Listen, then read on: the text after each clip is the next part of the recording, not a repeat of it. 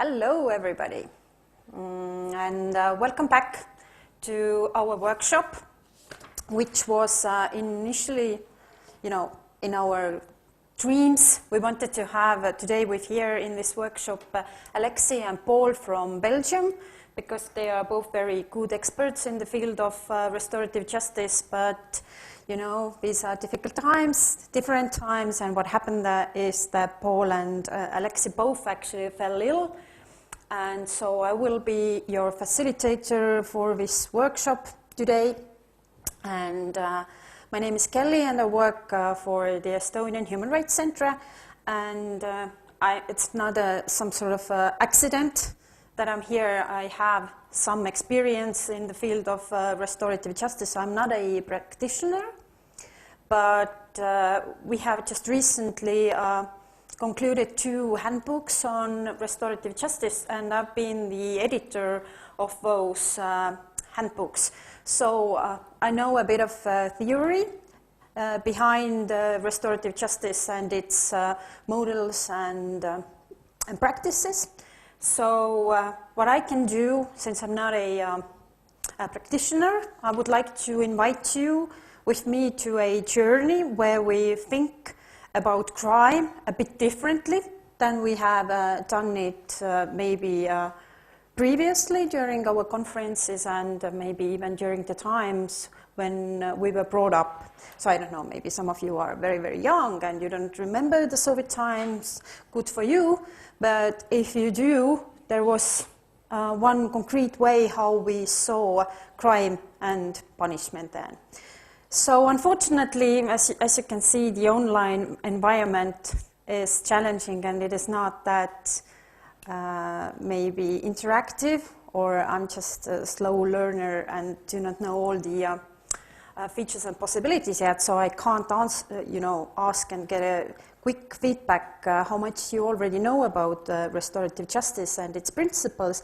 But I very much hope that you are not all professionals, so we can start from the very beginning.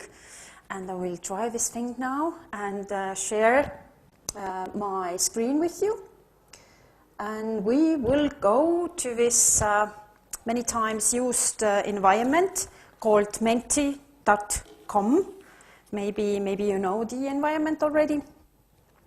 If not, then let's try it together. And just some good thinking for all of us. So if you could now go to menti.com. I hope you can do it. And type in the code you can see on screen. It's 7246922. Menti.com. And type in the code. You can see it also here. And it's quite an easy task and quite an easy question, I would say. Just add words and thoughts or even very short sentences. We prefer words, but anyway, if you feel you want to write even a sentence, please do that. So words and thoughts that you associate with the word crime. Crime. When you think about crime, any kind of crime, it can be something so horrible as a murder, sexual assault, hate crime. It can be a robbery, all the thoughts. No wrong answers, by the way. Feel free. Different kinds of crimes, even like maybe even some car accidents or, yes, acts against humanity, maybe even. Good. I hope you can see the same picture as I do. So we can see that this is a word cloud, and the more the words that you type in go inside, the bigger the word is on screen. So as you can see, punishment is the most used word, and victim is the second. But there's also justice, prison, violence. But as with any crime, and it is that the topic surrounds around punishment quite often.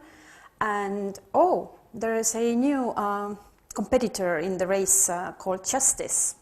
So indeed, crime is quite often associated with the word justice as a system, but also as a word that describes what should follow after the incident or crime.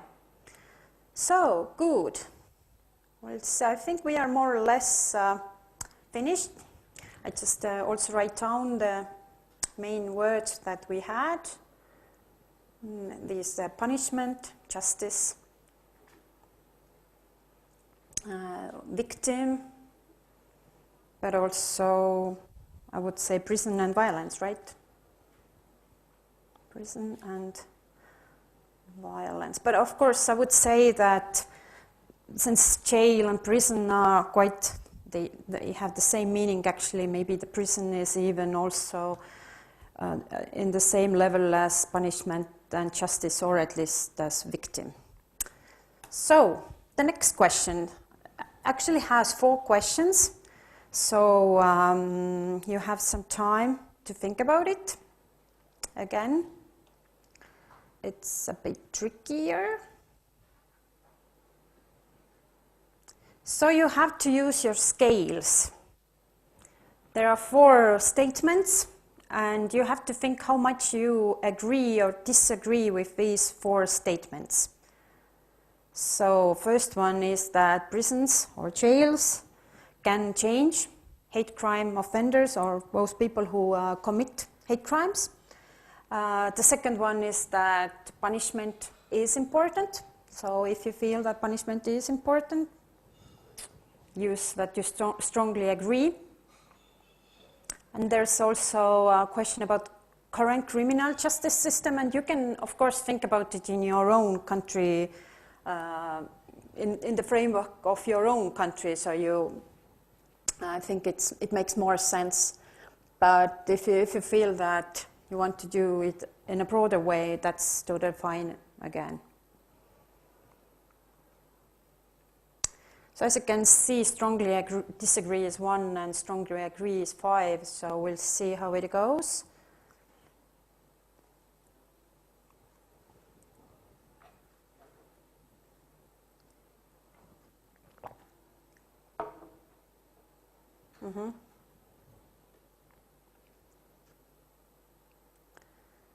Okay, I think more or less of you have answered this question, and I would say that the answers are a bit surprising maybe, but not like super surprising, but still when I have talked about these issues previously and done some trainings, I have to say that sometimes people think that even in case of hate crimes, prisons can actually change offenders, so that prisons play a crucial or vital role in punishment. So, but at the same time, you still answer that punishment is important in case of hate crimes.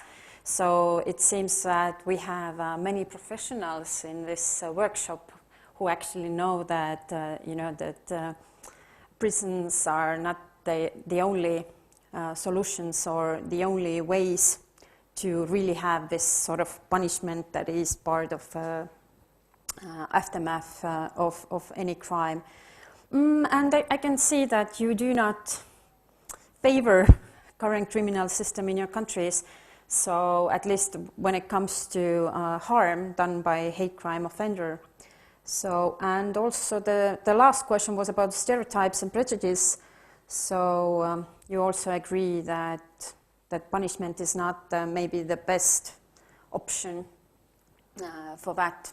So thank you. It was very interesting to get these answers, and I hope that this also somehow kickstarted your thinking about this topic. So coming back, we had in our agenda, we had a title of this workshop, Empowering Victims Through Restorative Justice Without Question Mark, But since I took over the workshop only like yesterday morning, then I thought that you don't mind if we put a question mark in the end, since this is a workshop, and we will have breakout rooms at the latest stage of this workshop. So you can really even discuss if you agree with this statement, because not everybody thinks that hate crime can be solved, or hate crime aftermath can be solved by using all of those restorative justice models and practices. So this is something we can discuss later on as well. But I love this picture. I have to say that most of the restorative justice seminars and workshops that I have attended have used this picture by then David Bonazzi. And what it shows to us, it shows quite a good picture of, you know, when something happens between two people, there is a mess. After any crime, after any criminal offense, there's a mess. It's very similar when something falls off the table. I will not do it right now. But if I would do that to throw my cup on the floor and it would be filled with coffee and pieces of my cup, it would be so easy to then have a panel of judges or policemen in the process, and maybe prosecutors, not maybe, definitely. And they would all discuss and why did I throw this cup and what kind of mess did I cause. But what is, sort of say, challenging in a way, who will clean up the mess? And what will happen with the mess? We already know within our criminal system how to trial people, how to, you know, what kind of sentences there are, because there are laws, there are prisons in place, there are sentences up to, I don't know, life in prison, but who will clean up the mess? And very, sort of say briefly, I would say that restorative justice deals with both. It deals with the punishment part, which is also there, at least according to some scholars. Of course, some say that restorative justice have nothing to do with punishment. But I would say that it's there, but it also tries to think about the mess, the harm that the crime or the incident actually caused. And it invites the offender or the perpetrator to clean up the mess as well. So coming back to my very blunt this situation description, next to being prosecuted, if we use the restorative justice, it would be also my responsibility to clean up the mess, to do something with the coffee and pieces of the cup. And it should not be some sort of cleaning gentleman or lady who should deal with a mess. So it's a bit, I would say, a bit different approach to the punishment. And what is restorative justice? There are many definitions, I'm sure you know, if you are expert in the field, but still, I know that you know, you cannot move forward without really knowing the basics. So as I mentioned already, so the philosophy behind restorative justice is to manage this harm that was done and to restore the situation that was before the crime or the incident took place. But it's, of course, it's never, even if I gave you this example with my coffee cup, we can, of course, clean the mess, but still the floor is a bit, you know, wet. So the aim is to restore the situation to the original status as much as possible. But as we know, people are not cups and pieces of cups or coffee. There will be, of course, some pain, maybe in the hearts and minds of people. but still, restorative justice aims, at least, to restore the original status or the status that was there before this happened. And it presents an alternative, in a way, to this criminal system or established modes of trial and punishment. And what is a bit different, maybe in case of RG approach, is that it also involves community and families. So it doesn't see crime only as something horrible that happened between two people or those people who were directly involved. So in case of hate crimes, for example, restorative justice also seeks to have at least some sort of contact or active discussion. Let's make an let's take LGBT community. If a gay person is attacked or verbally or, I don't know, even some sort of physical harm is done, the restorative justice models also seek to involve LGBT community. For example, the associations or NGOs who deal with those issues, or a community that is not established officially, but we still know that these are maybe the LGBT community leaders. So it just includes other potential stakeholders to the whole process of restoring the situation that was there before the crime as much as possible. And I'm not saying that the current or the established trial and punishment does not have some sort of values. It also has values, of course. You know, most of the systems are based on important values, but RG values are very, I would say, close to the values of human rights and equal treatment that we work in the field with our partners from Latvia and Lithuania. So these are values like human dignity, solidarity, accountability, non-discrimination, and active participation of citizens within democratic societies, because, as I said, the restorative justice models seek to include communities and families, and maybe it's many restorative justice, I just jump ahead of time a bit, but many restorative justice models are also used in schools, by the way, when teachers and headmasters and maybe even parents, they try to solve conflicts. So these are not only, we are not talking only about very serious crimes, but we also, when we talk about hate crimes or hate incidents, they can take place also in schools, right? So I will only very briefly go through some of the well-known restorative justice models, so you would also understand what I am actually talking about, because again, when there's a crime and when we think about classical approach, you know, we all know what the sentences could be, like 2 years in prison or probation for, I don't know, 6 months, or these are quite, okay, there are now already a bit different approaches as well, like open prisons and so, but most of the time we know how the process goes. So, but in case of restorative justice, at least for me, it was, and it still is a little bit, sorry, a bit difficult to understand, you know, how it goes practically.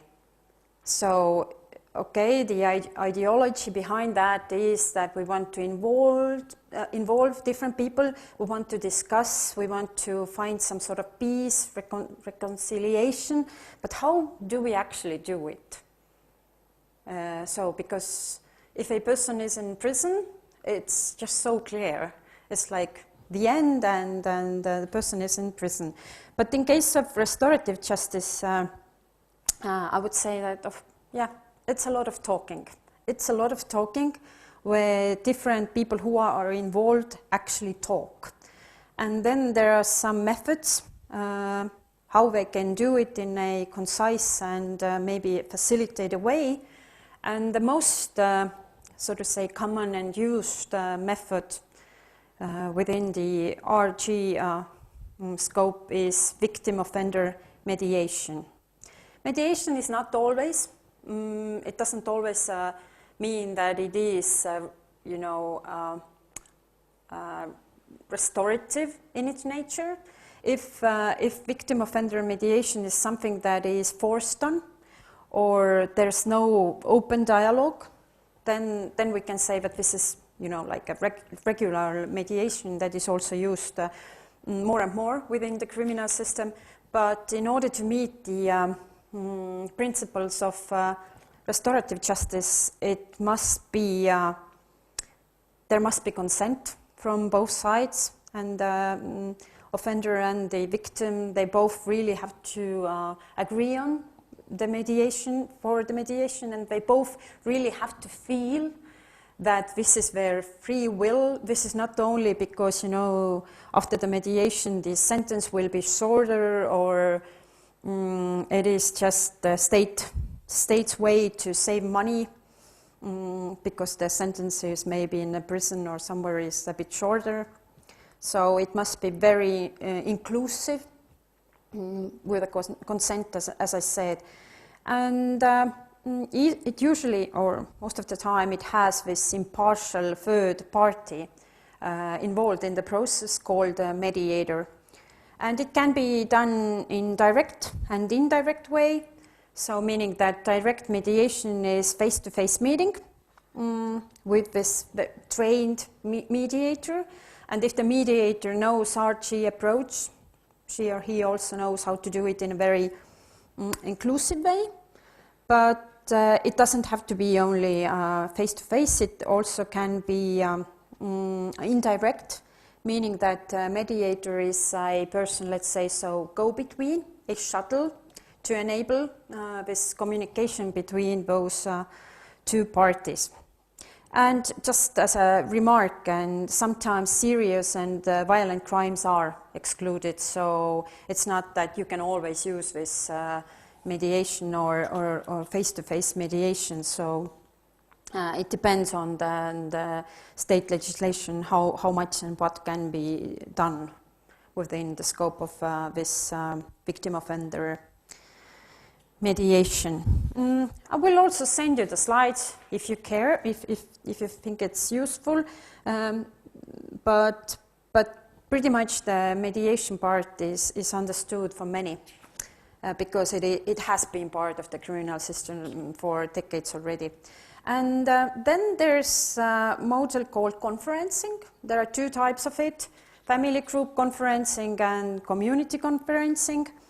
But family group conferencing is mostly used for minor offenders, and it brings together, as I said, stakeholders or parts of the whole situation, like a victim, offender, family, friends, and maybe even key supporters who can support the victim or who can maybe explain why offender did something. These can be also social workers, these can be also some police officers that know the case very well, or the family where the kid belongs to. So, and what it does, it's a big discussion, so it doesn't only involve, as compared to mediation, only offender and the victim. So it's more about the relationships, it's more about the group dynamics, and so it's wider a circle of the involved people. And the aim of it is also that when we think about minors or people who are very young, then they cause harm. They still live with their family, they maybe still go to school, or so it is important that the environment they go back to or where they live every day would also support them. So in case of victim, it is important to get some sort of support, but also in case of offender, it is important that he or she wouldn't maybe fall back and would really do what was, for example, promised during the conferencing. So, for example, to do something for the offender or something for the school or something for the community. And the community conferencing is very similar model, also widely used. And some community conferencing situations use prescribed script, but that's not always like that. But what is important, similarly to the family conferencing, is that victims are, or could be at least, encouraged to bring families and supporters, or some sort of support person from, for example, again, like some NGO, or maybe it's a neighbor, you know, whoever can help or be of some sort of mental or physical assistance.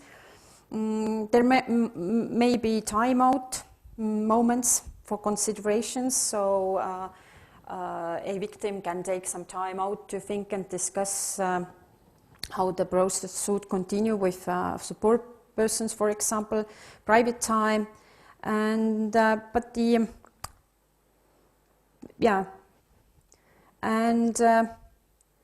again, with all these methods, with the community conferences, similarly, I think I forgot to mention it also with the family conferencing. It is so important, at least when we talk about really restoring the situation, is that all the parties have given their consent, and they want to be part of this, you know, finding this solution, so they don't feel that it was enforced on them, or they feel some sort of pressure from the criminal system.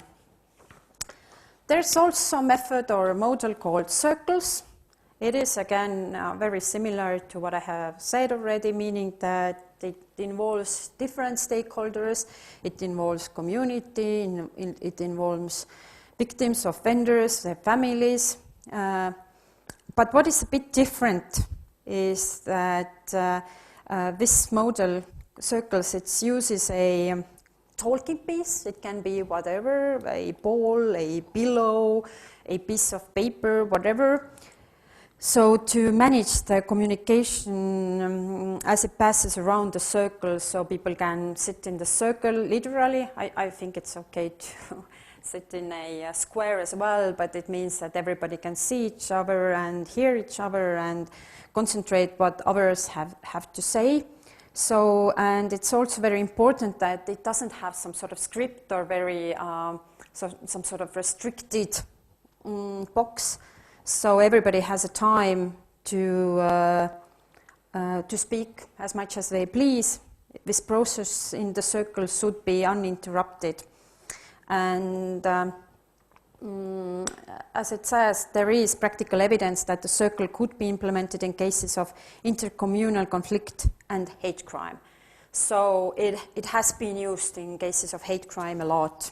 And there are many other models as well, and we will not go into those models, but I hope I was able to give you at least some understanding how the restorative justice models look like. And I think since our conference is about hate crime and tackling hate crime, there are doubts, and there's a big discussion going on actually if restorative justice models can be used at all in hate crime cases. But just before we do that, I would like to invite you to discuss and talk to each other actually. You will have only 10 minutes to do that, and unfortunately we will not hear back from you since that would take a lot of time. But there's an incident, and you will now all be directed to breakout rooms. You will find your colleagues from Estonia, Latvia and Lithuania.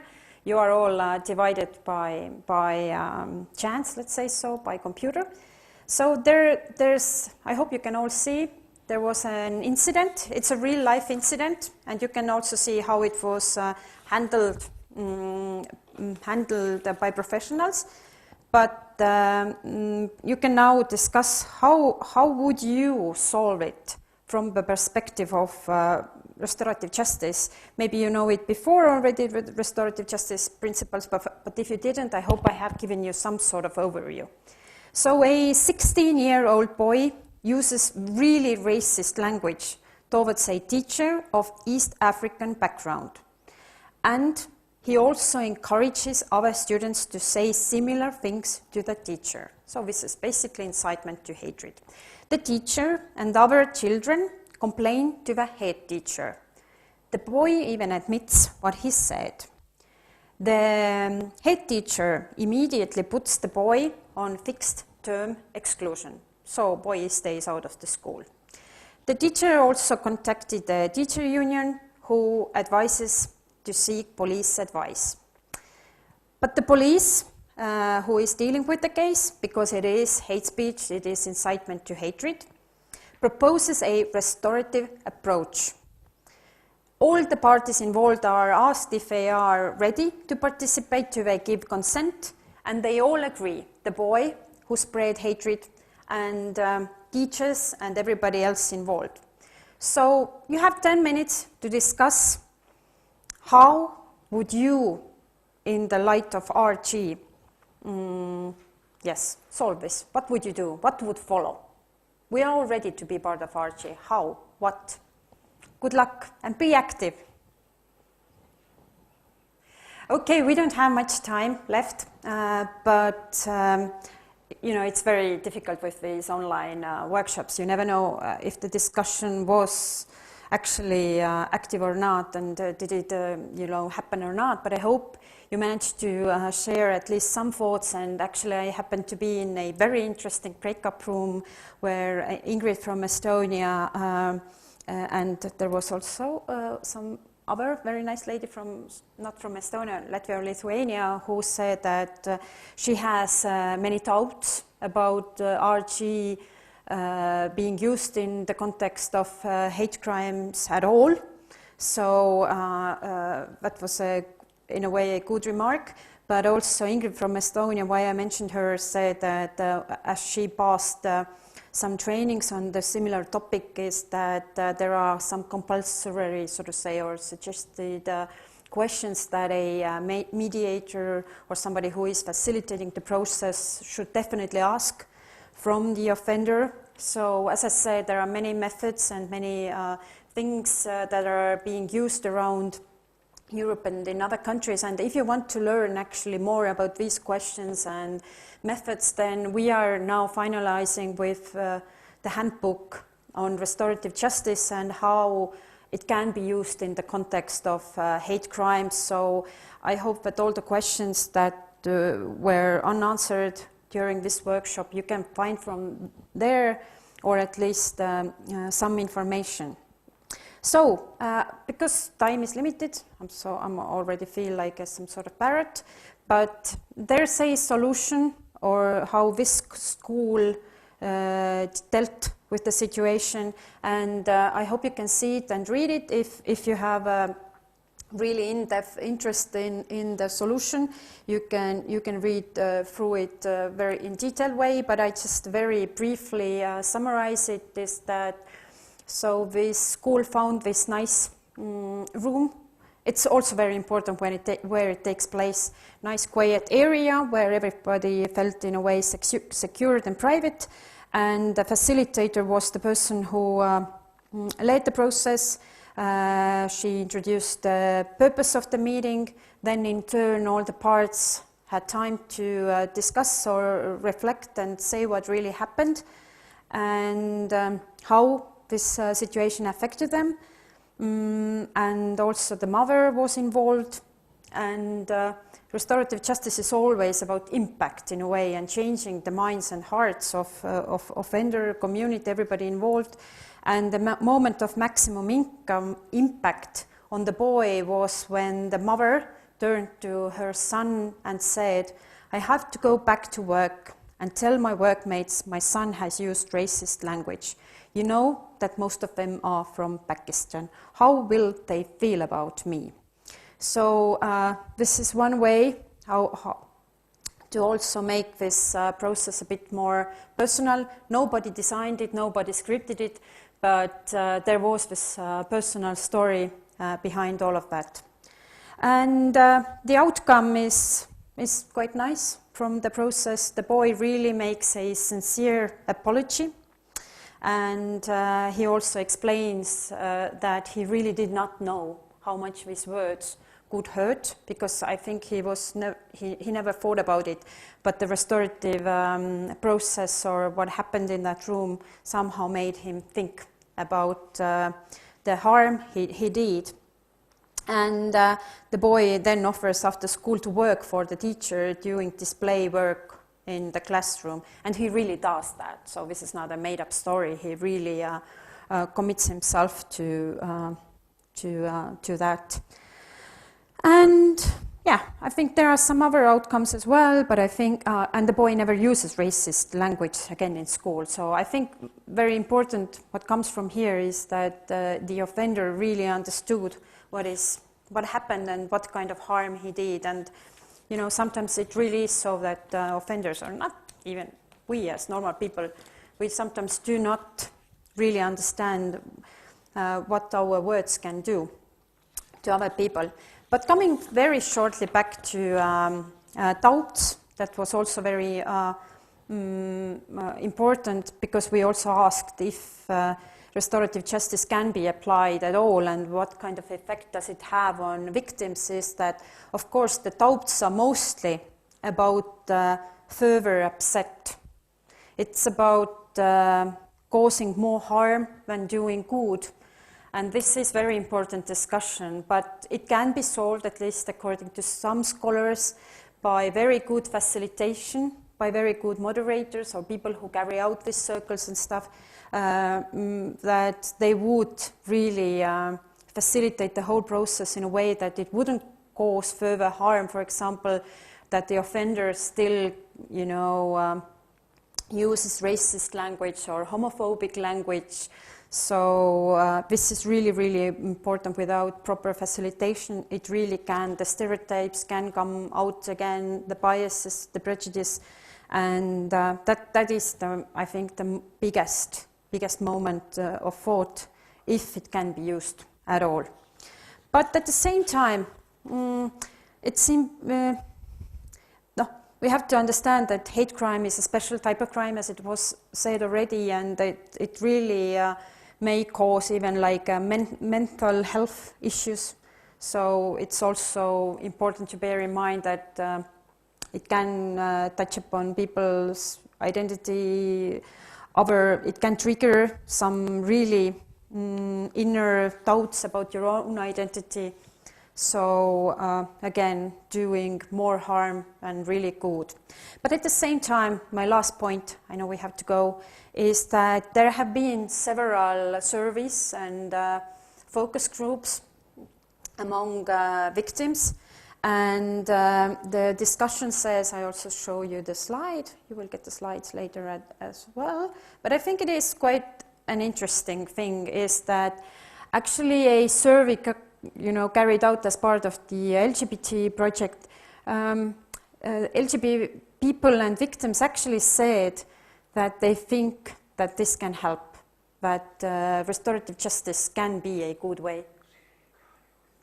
Okay. I just heard that you don't really see my screen, but it doesn't really matter, I will not do it. But just you have to trust me that there is a slide that says that LGBT people think that restorative justice is likely to reduce reoffending, help harmers understand the impact of their crime, help victims of hate to recover, and gives them a greater say than enhanced penalties. So there is hope, but let the discussion to continue. And now I understand we all need to go back to main conference room, and I hope it was at least a little bit informative and useful for you. Thank you for your time. Just before you go, I would like to add that the discussion on disability hate crime will happen in the main channel. So if you signed up for that, you have to switch your link to the main channel again. In this channel, we will continue with the workshop Learning from Experience, Practical Solutions to Tackle Hate Speech. And also, Kelly, there was one question about this case that you mentioned, the solution, that where people can read about it. So maybe if you can put it on your slides. Yeah, solution is on our slides. I simply didn't know that the screen sharing was stopped, so that's why you didn't see the outcomes and the whole long story how it went. But this is now I give you a reason to actually read the documents that will be sent to you after the conference, to go through my slides one more time, so enjoy. Okay, thanks everybody, and let's move to the other channel then, if you need to. Okay, but let's start slowly and surely. I hope everyone had the chance to grab some coffee or water or something and is ready for the next session. My name is Sigrid, and my job is to moderate the upcoming 50 minutes, basically. The aim of this session is to share best practices, to put it very shortly. We have two guests who will speak about their experience and what do they do to tackle hate speech, and then there is space for everyone to pitch in and to say what are you doing. The game plan is that we have I finish up with the introduction, then we have two speakers, and then there is the question and answers round from all of you. The two guests we have, one of them we are still waiting. I do hope Tomasz will be here in like 10 minutes or or even quicker. But first we have Andrea Cox from, I hope I pronounced it correctly, yes, from Slovakia, who's responsible for running an organization called DigiCo. And Andrea is an expert in public policymaking and has given a lot of lectures on that in Slovakia and abroad. Since 2017, she leads a civic association called Digital Intelligence that promotes digital citizenship, encourages safe usage of internet and the fight against hate speech.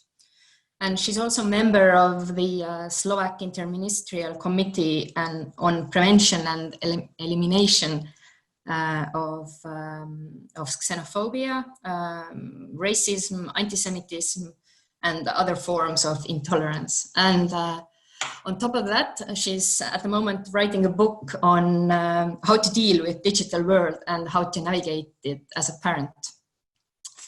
And our second speaker is Tomasz Perez, who's an expert in the field of sociology and criminology. And at the moment, he's working as a head of research at the International Network Against Cyber Hate. And his main fields of research, or main field of research, is the media, specifically racist tendencies towards the Roma people in the Hungarian and international press. Tomasz was involved in the development of an international cyber hate database and complaint system, and among his many achievements, he has helped to develop the methodology for the European Commission to monitor online hate speech on social media.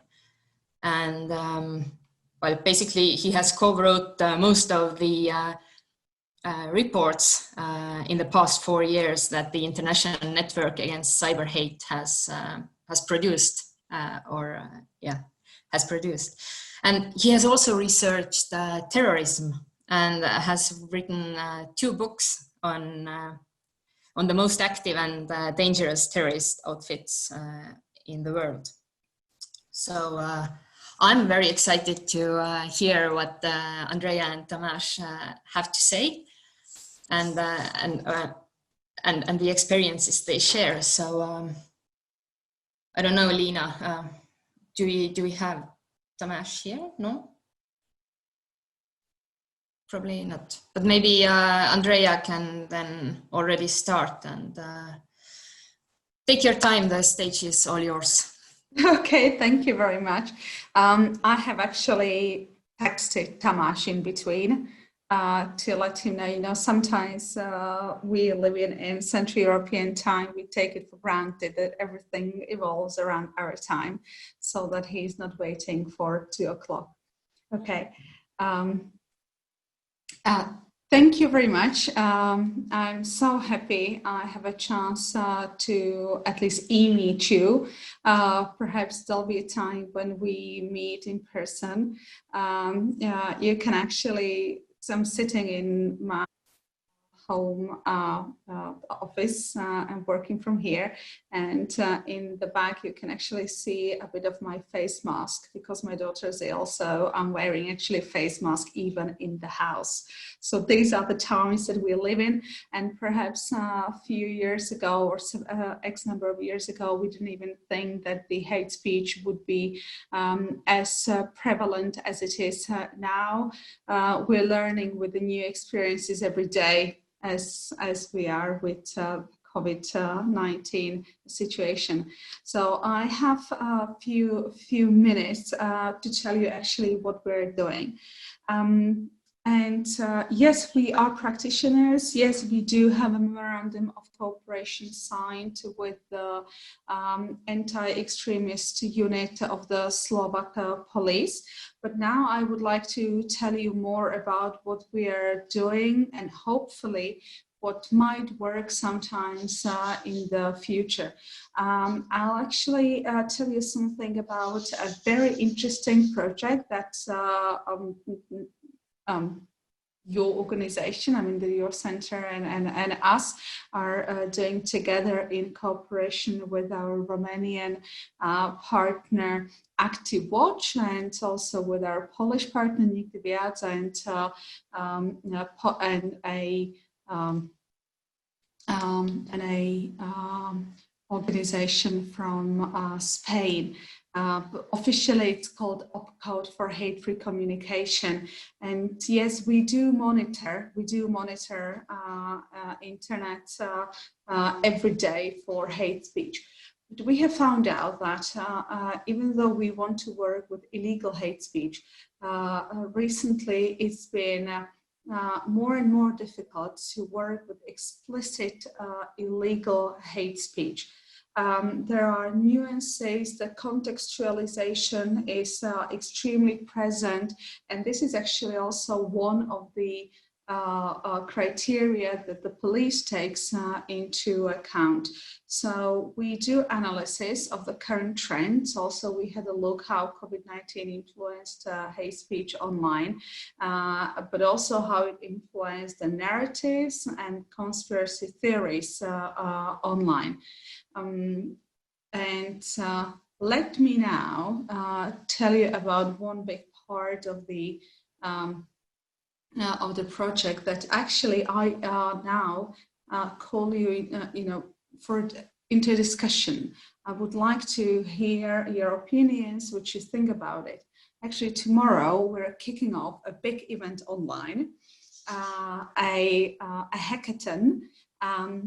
We named Code Against Hate, into which we invited people from whoever could sign up, but we invited also people from numerous disciplines. So we have coders there, we have their sociologists, we have their people with some practice.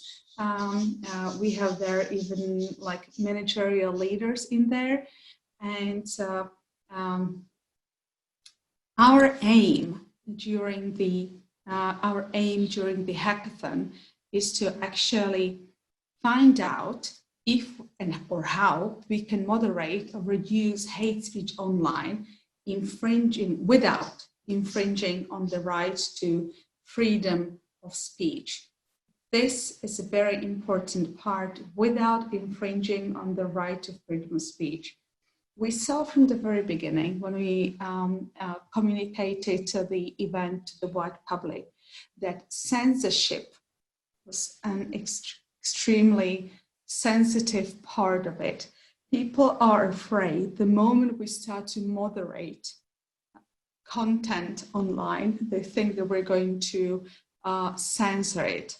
So what we underline all the time, and also for tomorrow, is that the guiding principle for us is respect of human rights in line with freedom of speech. So this is the message that we want to tell everyone. We're here not to control anyone.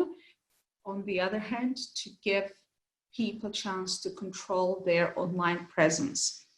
So basically, if I go back to it, so we want to see how, if we can moderate or reduce hate speech online. So what are our expectations from Hackathon? I said today, if we are to have a final solution from the Hackathon, we would probably win a Nobel Peace Award. Now, because the problem is so far-reaching and wide. We want to see a concept. We want to see a design. We want to see a design thinking based on 3 pillars. Moderation, not deleting, empowered user, and third one, free and open software for all. So let me explain or let me elaborate on this. So we want to see how our participants think about the problem and what design they propose, and that should be a minimum viable and realistic product. So that's why we have there a technical mentor who would stop people if they think in a way that, you know, it wouldn't actually pass certain software structure or architecture that wouldn't actually do anything, or we know that, for example, Facebook wouldn't let this infrastructure go beyond a certain line. So again, I repeat, we do not want deletion, but moderation of the content. So we respect freedom of speech, which is, but not above protection of human rights. The software solution should make the users of internet empowered so that they feel in charge of their online presence and accounts. And the software should be free and open for all.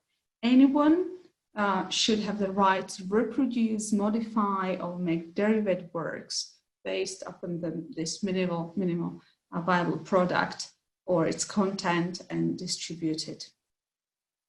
And how we're going to, does it sound okay for you so far? Yeah, do you think that we could try to deliver? Okay. So now I'll tell you how we are going to decide what can win. So we have 3 criteria. One is implementation, second usability, and third impact. I'll start with the third one, with the easy one. Will it have a far-reaching potential to solve the societal problem of hate speech? You know, it does not need to solve the problem there and then, but whether it has a potential. Yes, this is a very important thing to know. Like, does it have a chance to survive? Then let's go to implementation. How easy is the solution to be adapted to other languages? So, and also we want to see how they think about the finalization of the software solution. So we want to see if they know the product. We call it product. If they know what is necessary in order to finish it to happen. And the third one is the usability. And it is how easy will the solution be used. Will I have to download it, or do I just sign up? There are many people who do not know actually a lot about any applications of softwares. So how easy will it be for them to use? And then the last question that we'll take into account within this part of usability is, what are the barriers for introduction of the software solution into wide use?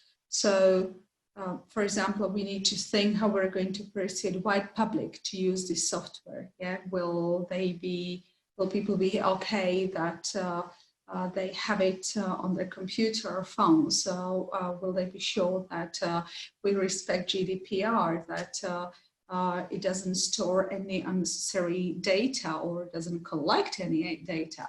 So these are the things that we need to think about. And we are really looking forward to tomorrow when we kick off. And let's see what are the potentials of it. I would like to stress one thing. We're looking both for textual but also visual solution. So if any of you are interested in hearing from our experts, because we will have also three interesting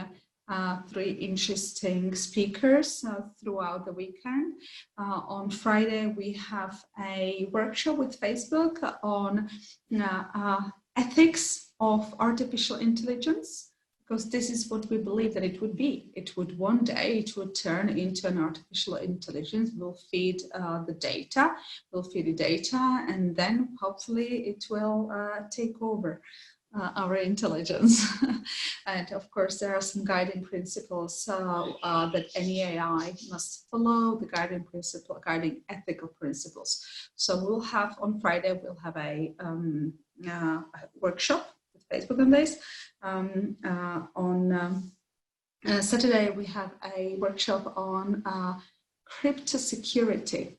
What everything, this is going to be probably a little bit difficult or technical, but this is from one of cyberpunk guys from the Czech Republic. So we're really looking forward to it. And this is what we believe that everyone should have.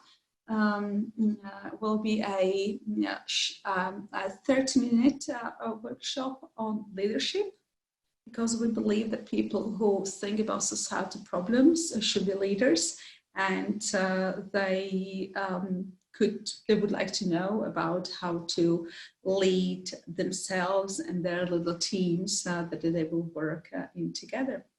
So this is, in a nutshell, our challenge for tomorrow and later on. I do strongly encourage you to have a look at codeagainst-hate.eu. You can write it even here, and I'm looking forward to your questions.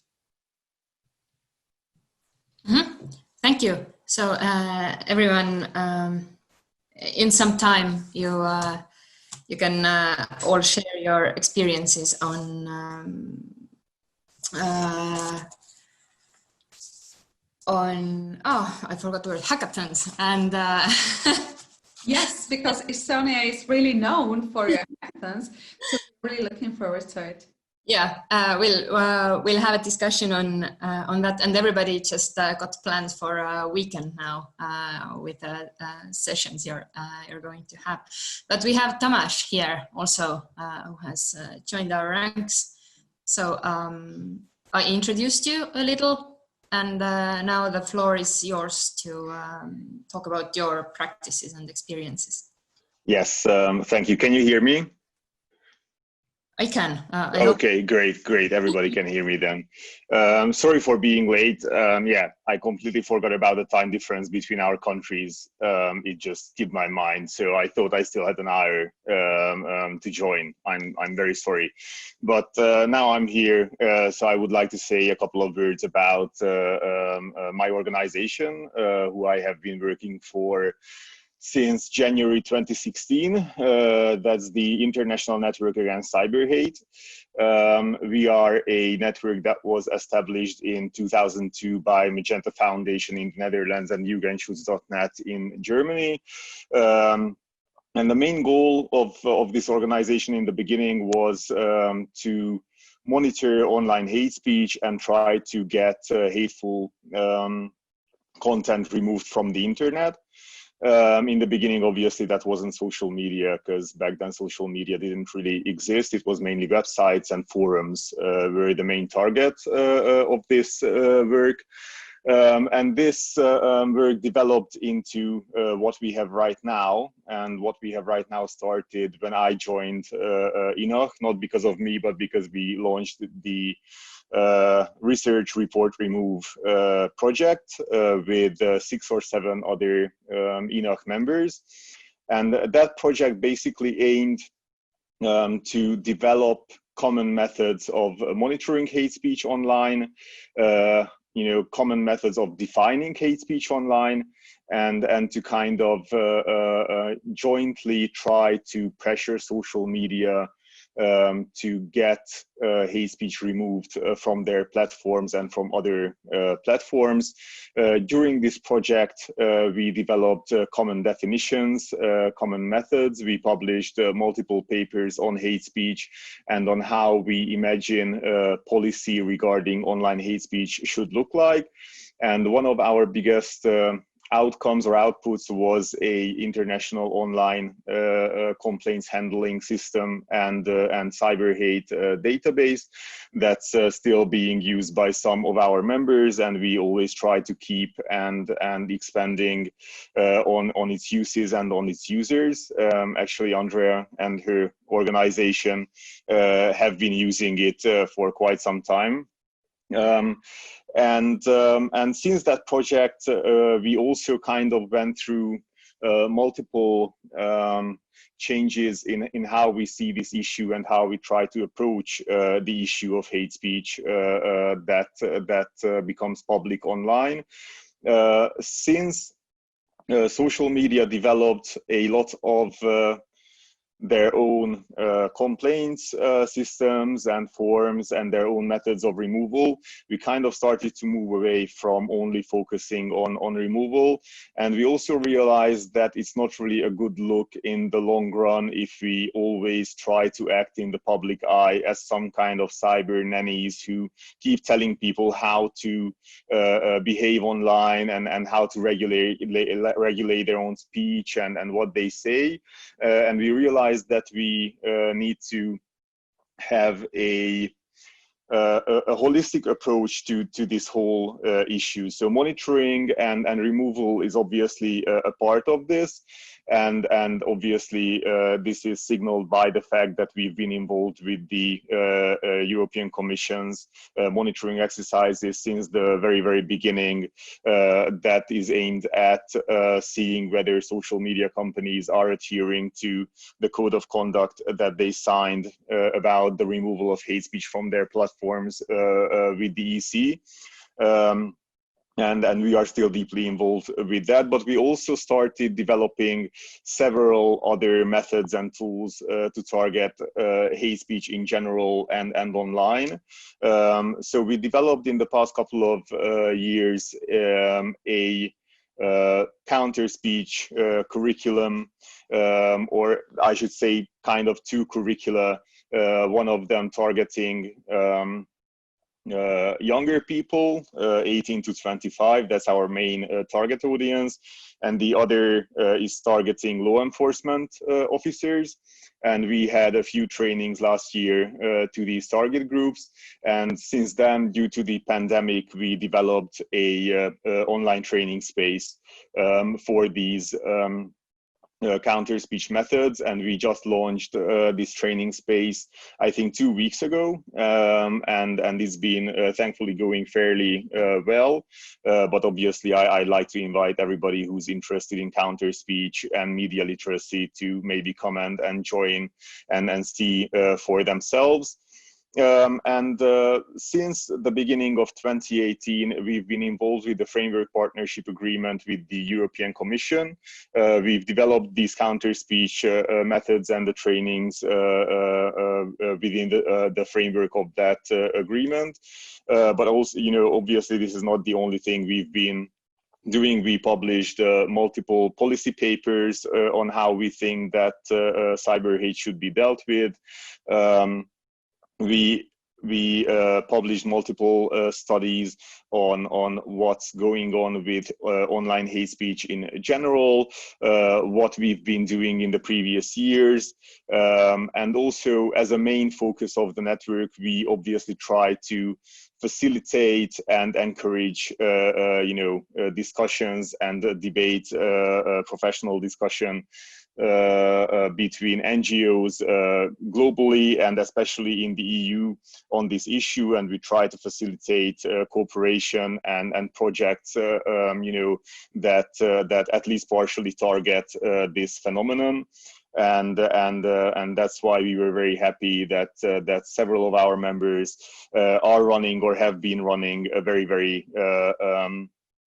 useful and successful projects in the past couple of years, like the Opcode project that Andrea, I guess, mentioned during her presentation, and also the SCAM project that was a very successful project in the past 2 years, also with the participation of more than 10 ENOC member organizations. I think this is pretty much the summary of the past 4 years. I guess we can get into the discussion and see if there are any questions. Mm-hmm. Awesome, thank you. And thanks for teaching us a new phrase, cyber nanny.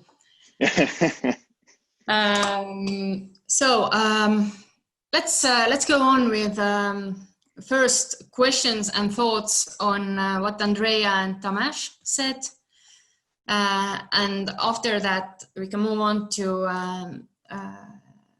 everybody's own best practices that you would like to share with others. Let's do it in this sequence.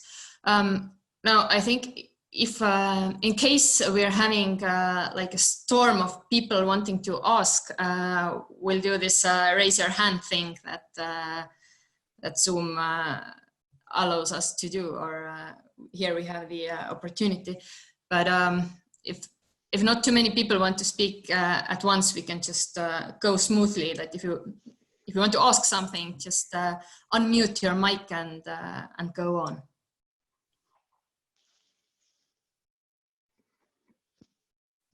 This is the time where everybody speaks.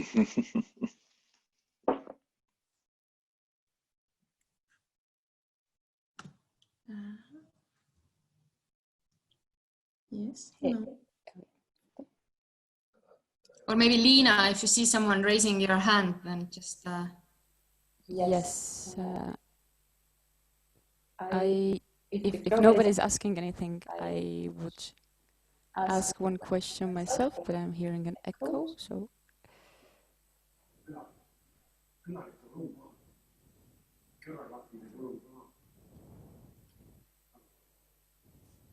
There's someone who's still speaking. Okay. It's there? No? But go on with your question. Okay, just 1 minute. I will. So. No. Hello. Yeah. There's an echo. That's why I'm. Do you hear me now? Yes? Yes. Okay. So what I wanted to ask was that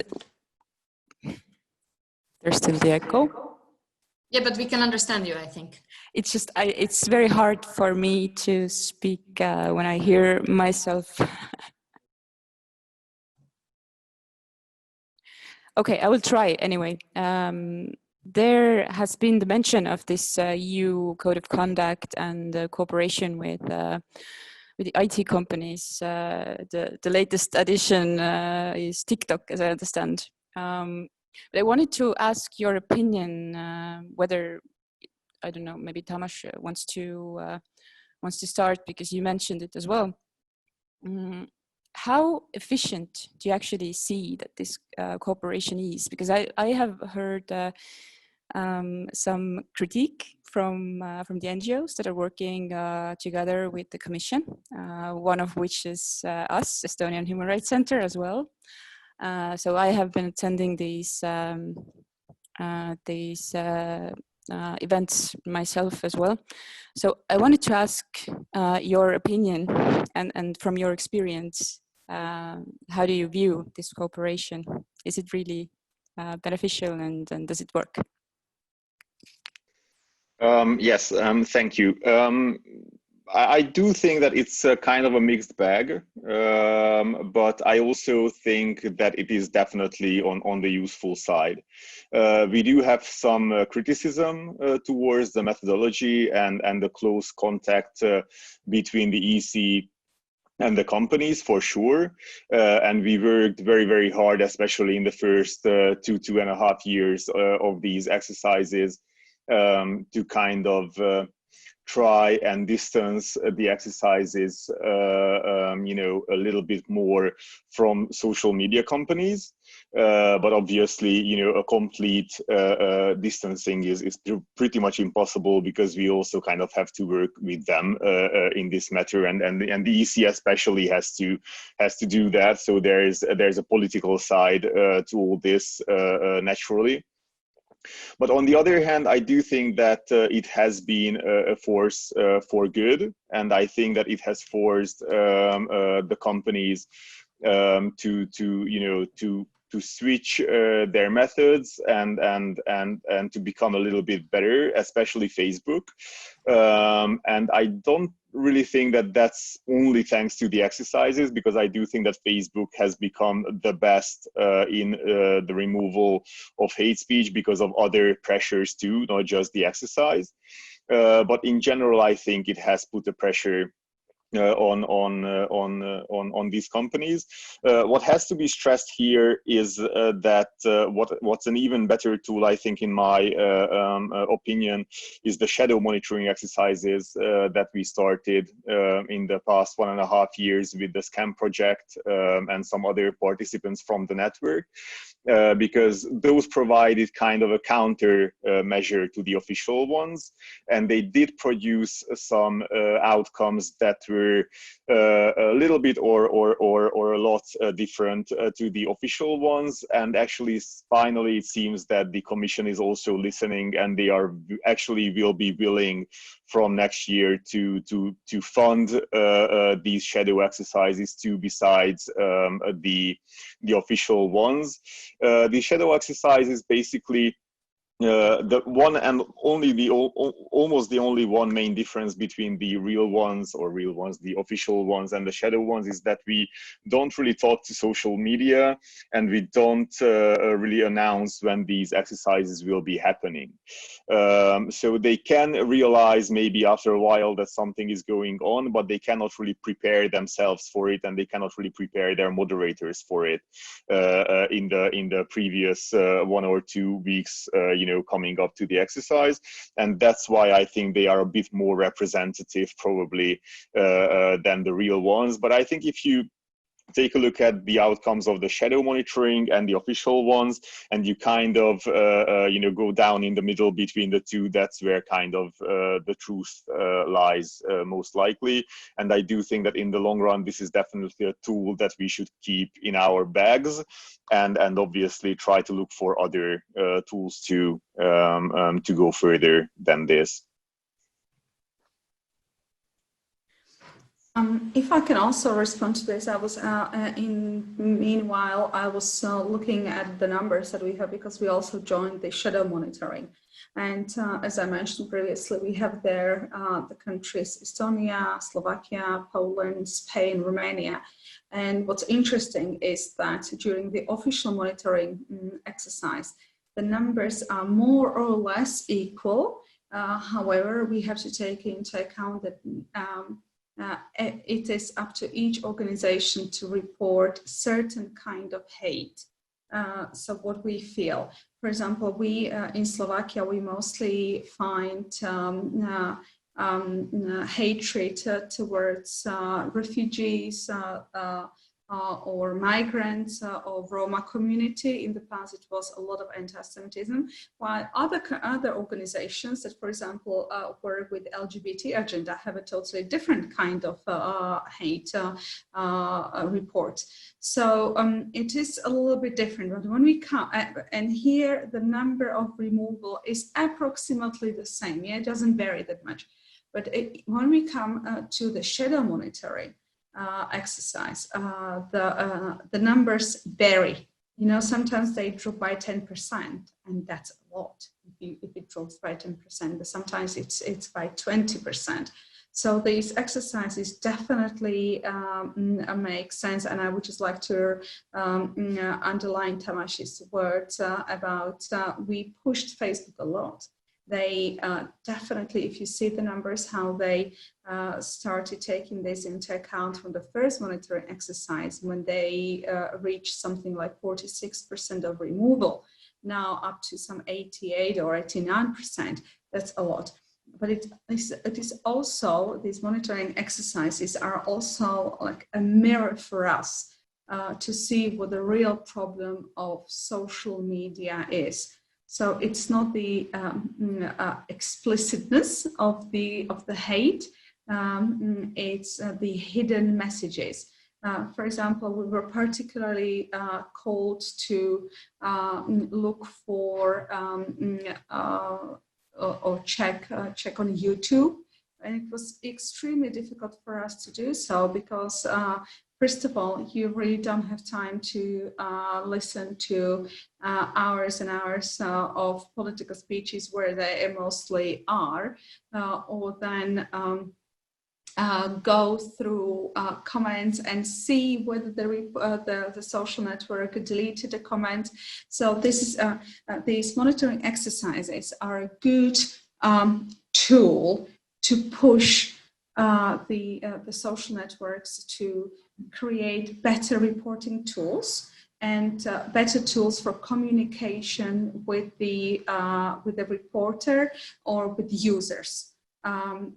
It's been helpful with Facebook. We need to do some work with YouTube, definitely. And we are really looking forward to working with TikTok, where there's a lot to do. Yes, just one more little sentence based on what Andrea has said. Yeah, it's what I forgot about. Yeah, it's really a great tool that facilitates kind of a regular discussion and debate between the corporate sphere, the political sphere, and the NGO sphere. This is kind of the only thing that really bonds us together, besides being trusted flaggers. Because just as trusted flaggers, we can be ignored as much as they want. So basically, the EC is kind of this glue that holds this thing together and has at least some kind of political clout to bring these people to the table and these companies, and give us a chance to be able to pressure them really directly. Yeah.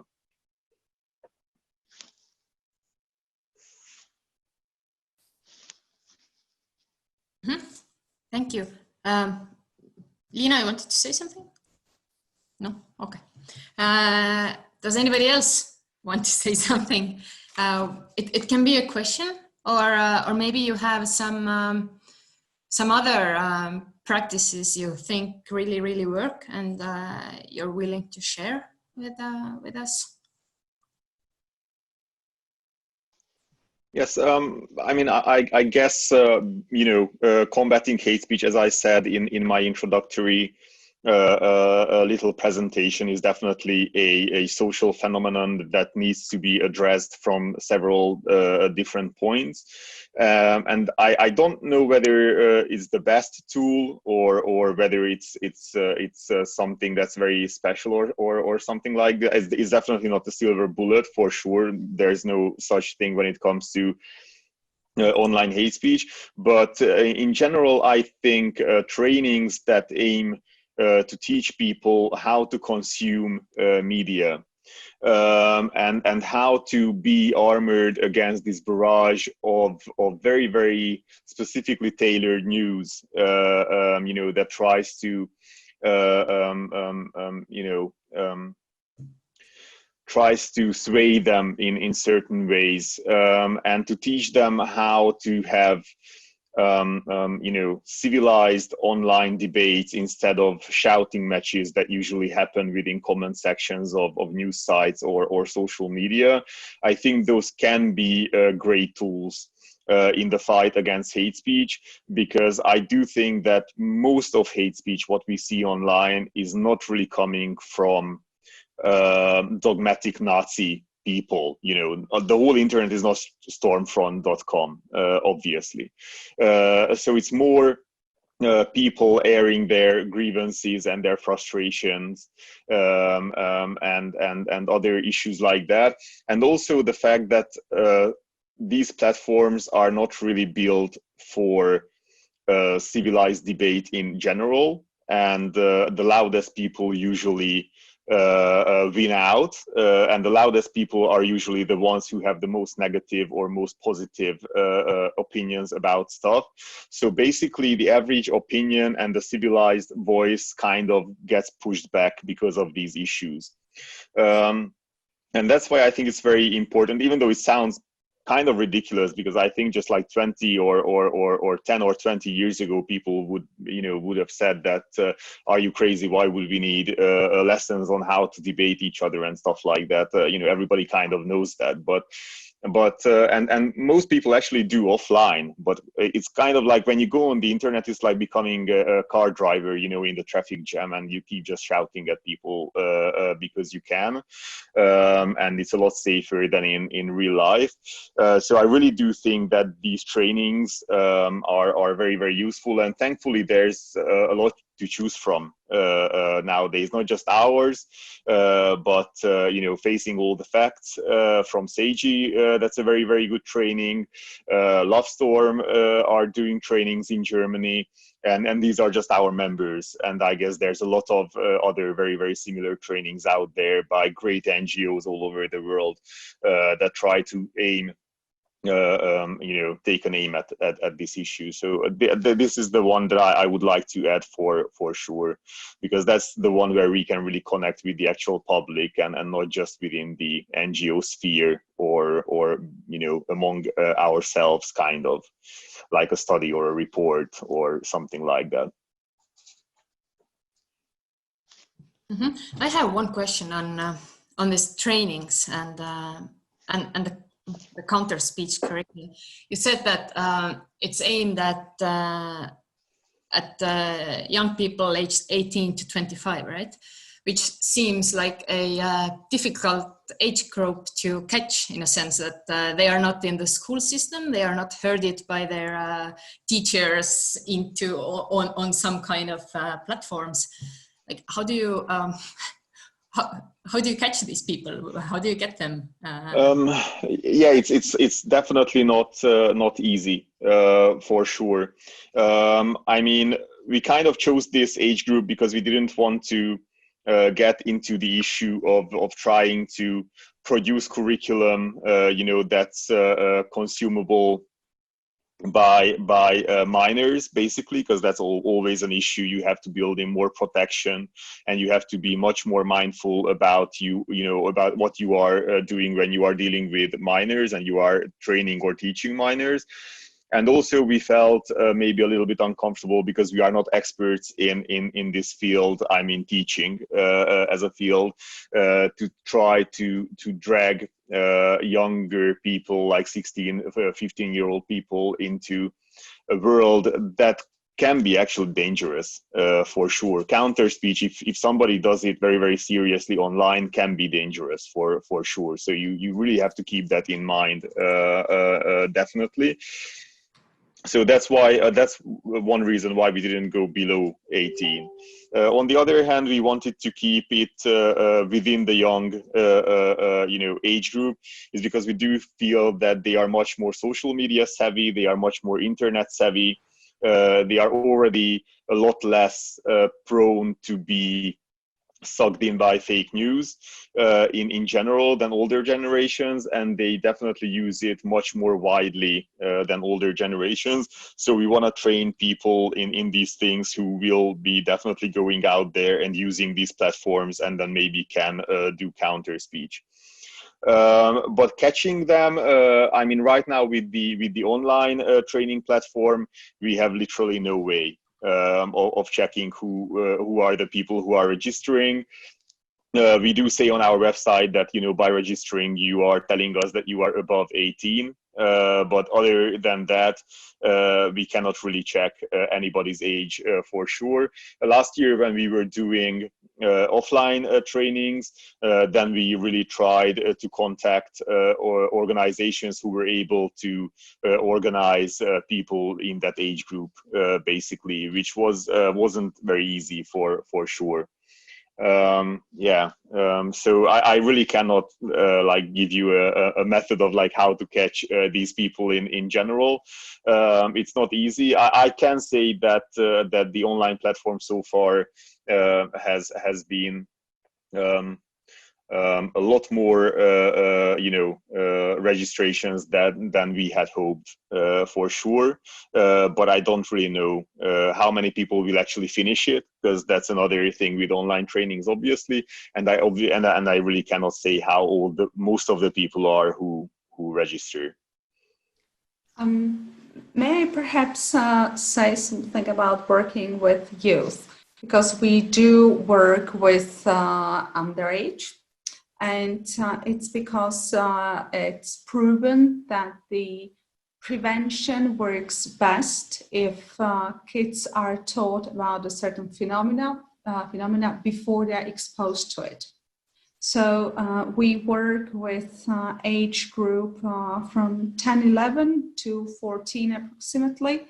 And we work with these kids on several issues, being social media and hatred and cyberbullying. That's why we work so well also with Love Storm, because these are similar topics. Social media, hatred, cyberbullying, and disinformation and false news. And then there is like a cyber safety. Because once you're technically in charge, you can also, and once you add some cognitive abilities to it and more values, then of course your usage or experience from internet is much better. So we, because our team is, even though we're quite small, but we are a very multidisciplinary team. I myself, I'm a teacher by profession. We have a psychologist, we have a journalist, we have a marketing specialist with us, and recently we have a technical guy with us. So as you can see, even nowadays, everyone acknowledges that you can't solve any societal problem without multidisciplinary approach. So yes, we do go to schools, and there is my colleague journalist standing next to me, and we're talking about the recent technologies. And we believe that by taking children as partners on board, we give them the right information. Of course, we do respect the school curricula. We respect the national educational curricula. We always consult this. Every time we go to school, we have discussions with the school. If there is a psychologist, we talk to psychologists at the school. And we also try to work with schools on longer terms. Like, we're not really fans of one-off workshop or one-off lecture. We don't even do lectures. We always say, if we can't have like 4 hours, we don't really want to do it. Okay, we understand if they need to fill in a gap, but we're not fans of it. And we prefer working with the schools on longer, in longer perspective. Mm-hmm. Thanks for your how do you do it? Kelly, in meantime, wrote here that there is also like another specific target group that we should empower are the NGOs that that deal with other issues that only human rights, let's say, because this hate speech thing comes in, and everybody should have skills to tackle it. I don't know. Maybe we can have, if you have like a quick answer or some thoughts on what Kelly wrote here. Let's take those ones also, and then we need to wrap up the session. You know, I do think that Kelly is absolutely right, and this should not be like a niche topic in general. This is definitely something that affects many more than just human rights or freedom of speech NGOs. Our training is open to everybody, and thankfully a lot of ENOC members and employees of ENOC members have already joined to update their knowledge or to receive some knowledge on this. And obviously we welcome anybody who wants to join this discussion in general. We also have a very nice forum part for this training where we would like to encourage discussions, you know, and maybe even possible cooperations with NGOs who have their main focus elsewhere, but still want to get into this or update their knowledge about hate speech.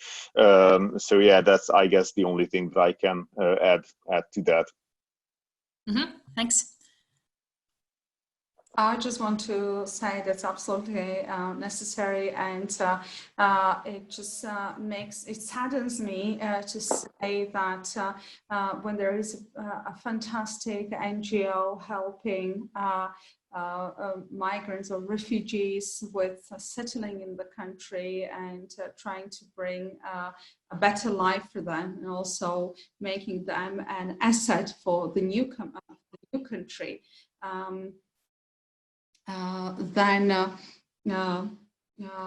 Then when they have to deal with hate, they do not have time to do the good job they're doing. Also, albeit with climate change. So Kelly's comment is really spot on. Mm-hmm. Thank you for your thoughts and your insights and everything, and for a time, of course, that you were willing to share it with us. I won't do a wrap up here now. I think in 10 minutes I will share with others also the main points of this discussion. So I don't know. Thank you again, and very shift end to this. Yeah, thanks for inviting us, and sorry again for me being late. Don't worry, it happens. Yeah. And Lina now moves to other room, or no? Yes, I wanted to say that we will continue at the same link where we were before. So the main conference link is the one where we will continue at, and we will do that in 10 minutes, as Sigrid said, so 15:15, 3:15. See you then. Thanks a lot. Bye. Bye.